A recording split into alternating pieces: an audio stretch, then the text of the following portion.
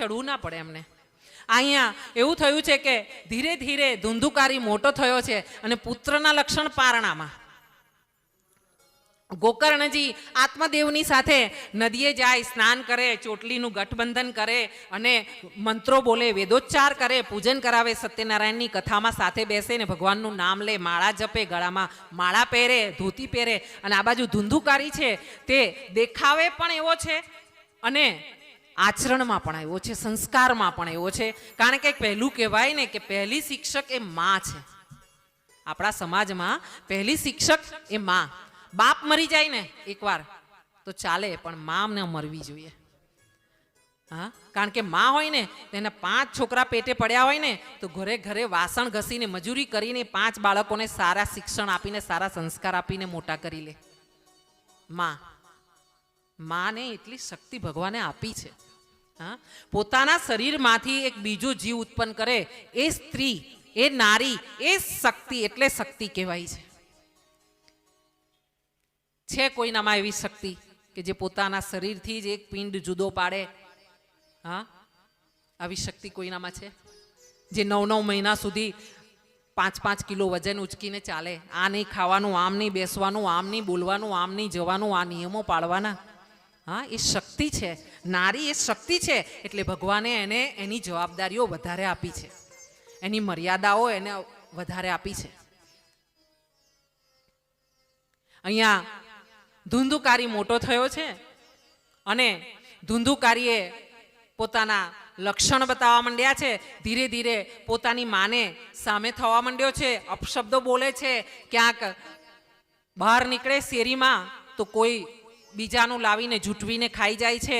કોઈ રસ્તે જો મળદું જતું હોય, કોઈ નનામીની સ્મશાન યાત્રા જતી હોય તો ત્યાં શ્રીફળ લટક્યા હોય તો તે પણ તોડીને લાવે ને પોતે ખાઈ જાય છે. આવો વિચિત્ર કહેવાય કે રાક્ષસને માથે શિંગડા ના હોય, એ પ્રકારનો ધુંધુકારી છે.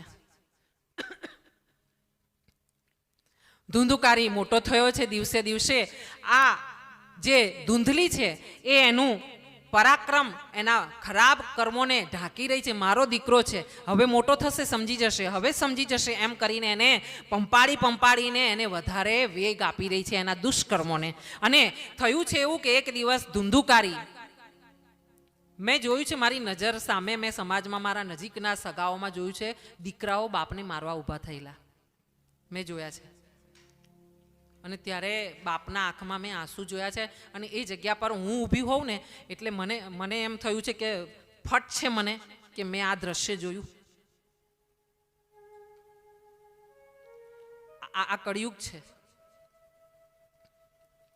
પણ એનો જેણે આ કર્મ કર્યું છે ને, બાપની સામે થવાનું, માની સામે થવાનું, અપશબ્દ બોલવાનું, દુર્વ્યવહાર કરવાનું મા બાપની સામે, એને પછી પથારીમાં કીડા પડતાય મેં જોયા છે. અને પછી એ બૂમો પાડતા બી મેં સાંભળ્યા છે કે બાપા હવે લઈ લો, હવે નથી સહન થતું, એવા બી મેં જોયા છે. ભગવાન માફ કરી દે તમને, ભગવાન માફ કરી દે, માતાજી માફ કરી દે, પણ તમારા કર્મ તમને ક્યારેય માફ નહીં કરે. કર્મ તમને ક્યારેય નહીં છોડે, કુદરત તમને ક્યારેય નહીં છોડે. આ 2 વસ્તુ સત્ય છે ને સત્ય છે. કુદરત અને કર્મ. કુદરતને તમે જે આપશો ને એ તમને પાછું આપશે. તમે કોથળીઓ નાખો છો, એક દિવસ ઊભા જ રહેવાની છે, એ કોથળીઓ બળવાની નથી. પોલ્યુશન થયું જ છે બધું, બરાબર? જેમ તમે કુદરતને આપો છો એ કુદરત તમને પાછું આપશે. તમે ઝાડ કાપી રહ્યા છો, તકલીફ આવવાની જ છે. અને કર્મ તમે કરશો ને, સારું કરશો તો સારું, ખોટું કરશો તો ખોટું. 100 ગ્રામ કરશો ને ખોટું તો 100 ગ્રામ, વધારે કરશો તો વધારે, મોટું કરશો તો મોટું. અહીંયા ધુંધુકારીએ આત્મદેવની સામે હાથ ઉપાડ્યો છે. આત્મદેવની આંખમાં આંસુ આવ્યા છે અને એ ગોકર્ણએ જોયું છે. ગોકર્ણએ પોતાના પિતાજીને કહ્યું છે કે પિતાજી, આ ઈશારો આટલો બહુ મોટો છે, આટલામાં સમજી જાઓ સાનમાં. હવે બધી માયા મૂકી દો પિતાજી અને જાઓ, ઉંમર પ્રમાણે વાનપ્રસ્થાશ્રમમાં જતા રહો, ભગવાનનું નામ લો અને જીવન પૂરું કરો. આત્મદેવ વનમાં ગયા છે, ભગવાનનું નામ સ્મરણ કરીને પોતાનું જીવન પૂરું કર્યું છે એમણે. અને આ બાજુ ધૂંધલી એ પોતાના દીકરાને પંપાળીને સાચવીને રાખી રહી છે. દિવસે દિવસે દીકરો જવાન થયો છે. હવે જવાન દીકરો છે તે વેશ્યાઓ પાસે જવા માંડ્યો છે, ખોટા રસ્તે જાય છે. ન ખાવાનું ખાય છે, ન પીવાનું પીવે છે, અને ન કરવાનું કર્મ હવે એ હદની બહાર કરવા માંડ્યો છે. ઘરમાંથી જે પિત્તળના તાંબાના વાસણો, રત્નો, આભૂષણ હતા તે બધા વેચીને એણે પૂરા કરી નાખ્યા છે, જુગાર રમવામાં, દારૂ પીવામાં. અને સાથે આ વેશ્યાગમન જે ચાલુ થયું છે ને, એની માએ એકવાર રોક્યો છે કે દીકરા, આપણે બ્રાહ્મણ, આપણને ન શોભે. અને તે વખતે એણે ધૂંધલીને દીકરાએ મારી છે. પોતાનો દીકરો માને મારે એ દિવસ હું તો કહું કે કોઈ દુશ્મનને ત્યાં ના થાય. આટલો બધો ત્રાસ સહન ન થવાથી ધૂંધલીએ પોતાના કર્મના ફળ સ્વરૂપે એક દિવસ કૂવામાં ઝંપલાવીને આત્મહત્યા કરી નાખી છે. ગોકર્ણએ વિચાર્યું છે કે હવે મારે અહીંયા રહેવું એ ખોટી વાત છે. પિતાજી જ્યારે વાનપ્રસ્થ ગયા છે, વનમાં ગયા છે, એ પણ પોતે પણ યાત્રા કરવા માટે નીકળી ગયા છે. આ બાજુ ધુંધુકારીને ખુલ્લું મેદાન મળી ગયું છે. એણે બધી વેશ્યાઓને પોતાના ઘરે બોલાવી લીધી છે, ગણિકાઓને.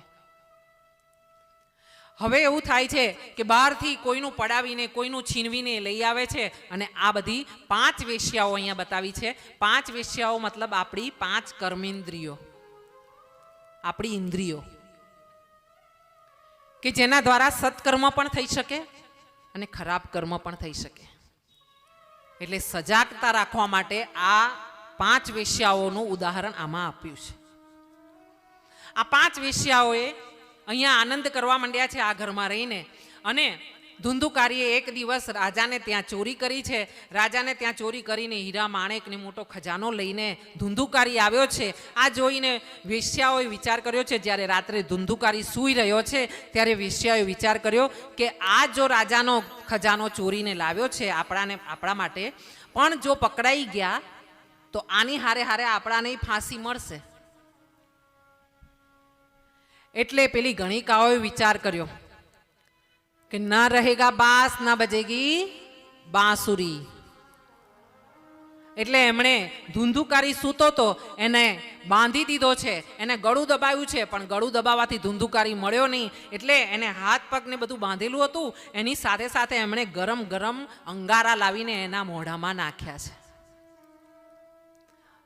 તડપી તડપીને ધુંધુકારીનો જીવ ગયો છે. પછી એ 5 ગણિકાઓએ ઘર વચ્ચે જ ખાડો ખોદીને એને દાટી દીધો.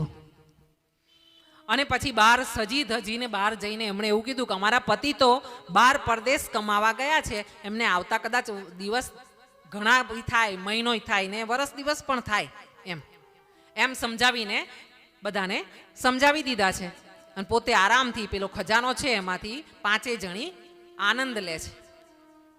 બન્યું છે એવું કે ગોકર્ણ મહારાજ ગયાજીમાં છે અને એમને ત્યાં ખબર પડી છે કે એમના ભાઈનું અવસાન થયું છે, કે ધુંધુકારી મરી ગયો છે. ગોકર્ણ મહારાજે ગયાજીમાં અને બધા તીર્થ સ્થાનોમાં ધુંધુકારીના નામથી પિંડદાન કરીને સરાવણી કરાવી છે. એમનું ક્રિયાકર્મની બધી વિધિ વિધાનથી પૂજન પાજન કરાવ્યું છે. અને ગયાજીમાં પૂજન કરીને પછી ફરતા ફરતા ગોકર્ણ મહારાજ પોતાના ગામમાં આવ્યા છે. ગામમાં આવ્યા છે ત્યારે એમણે રાતના સમયે પોતાના ઘરની બહાર એક નાનો ખાટલો નાખીને આરામ કર્યો છે. આરામ કરતા કરતા એમની આંખ જ્યાં થોડી વાર લાગી છે ને, ત્યાં એમને એવું લાગ્યું કે કોઈક આત્મા છે જે દુઃખી છે અને જોર જોરથી ચીસો પાડીને રડી રહ્યું છે ઘરમાં, જે એમનું ઘર છે, જે બંધ છે. ગોકર્ણએ ઉઠીને પૂછ્યું કે ભાઈ તમે કોણ છો અને શાના માટે રડી રહ્યા છો? પણ છતાં ધુંધુકારીની આત્મા જે ત્યાં રડી રહી હતી, અવગતે ગઈ હતી, ગતિ નહોતી થઈ, એ મહાપિશાચ થયો હતો, બ્રહ્મરાક્ષસ થયો હતો ધુંધુકારી. એ ધુંધુકારીની આત્માથી બોલાતું નથી કે હું ધુંધુકારી છું. ગોકર્ણજીએ ગાયત્રી મંત્રનો જાપ કરીને જળ લીધું છે અને એનો છંટકાવ કર્યો છે અને એ છંટકાવથી ધુંધુકારીને વાચા આવી છે. એ આત્મા અને જવાબ આપ્યો છે કે ભાઈ ગોકર્ણ, મને ન ઓળખ્યો, હું તારો ભાઈ, નાનો ભાઈ ધુંધુકારી, હું કુમાર કે ગયો તો મારી ગતિ નથી થઈ, મારું આવી રીતે મૃત્યુ થયું તું ભાઈ, મારી સદગતિ થાય એવું કંઈક કર, મને આ પ્રેત યોનિમાંથી મને છોડાવો.